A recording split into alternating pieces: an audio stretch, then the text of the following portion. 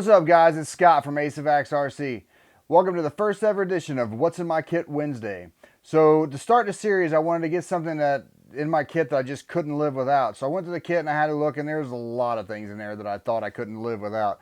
But one of the things that I take to the track every time and I'm never leaving without is my power supply. So I decided to go ahead and use that for the first episode, and here it is. It's a LRP 20 amp power supply. I'll give you guys a better shot of it here in a minute.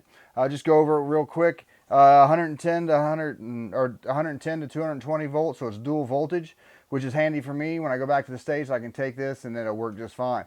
Also, it's 13.8 volt output, 20 amp, and it has a USB charger as well. So we'll just run over the locations of the controls real quick. The controls basically this on-off switch right here.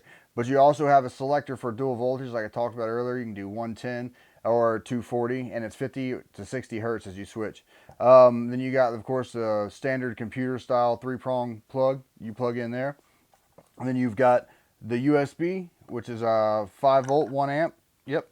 And then 2 banks for 12 volt. What it is just the 4mm bullet connectors. You plug them right in there. So I put those on all my chargers and my pit light and my tire truer. Anything I need 12 volts, you just pop them on the end of it, solder them on, and then you can just plug it into here. So yeah, this thing's great. I use it all the time. I've got two Hyperion chargers that you can they only charge one battery at a time, but you can plug those into the 12 volt and they both work great on here. Or I also have a GT Power that's got a 4-way charge on it, so you can charge up to 4 batteries, and I've had no issues with it either.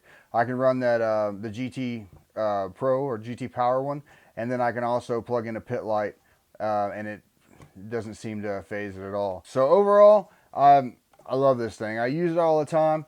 A lot of people, they make their own power supplies with computer power supplies, and that's cool. If you can do it, do it. I don't know how. I've been told, oh, just do this and use those wires and cut those, and I've got this now. I'm happy with this. It's small enough to fit in my kit, and it works great. It's got a USB charger on it and all that stuff, so it does well. The only downside that I would say of this whole thing is this USB charger is a bit, I guess it'd be like you say it's old power, or because if you use like my iPhone, when I plug it into here, it charges fine, but you can't use it. So if you like have it charging and you want to check something on it, it won't work right. You can't get the buttons to work right. You have to unplug it. It works fine, obviously, and then you use it and you just plug it back in. So it charges. So when I'm at the track, if I'm charging my phone off this thing, I'll unplug it from the charger to use it, and then I'll plug it back in and it charges. So it does what it's supposed to do. It's charging, but it's just a little annoying that you can't operate it while it's plugged in, but you get over it for a charged phone. Yeah, again, great bit of kit. It's something that it's going to live in my kit for a long time. I absolutely love it. So next week, I think I'll break out the chargers so you guys can see what I use the chargers, or which chargers I use with this, and how I incorporate the 4mm bullet stuff, and also with the battery terminal clips as well. So that's all I got. If you got any questions, please comment below. Check us out on Facebook at AceofAxe RC, or Instagram and Twitter at AceofAxe. And just come see us over there. If you like what we're doing here, go ahead and subscribe, and you won't miss any more of our videos. They'll come straight to you. So that's all I got. Thanks for stopping by. Again, if you like what you're seeing, please subscribe, and we'll see you on the channel, and we'll see you on the track.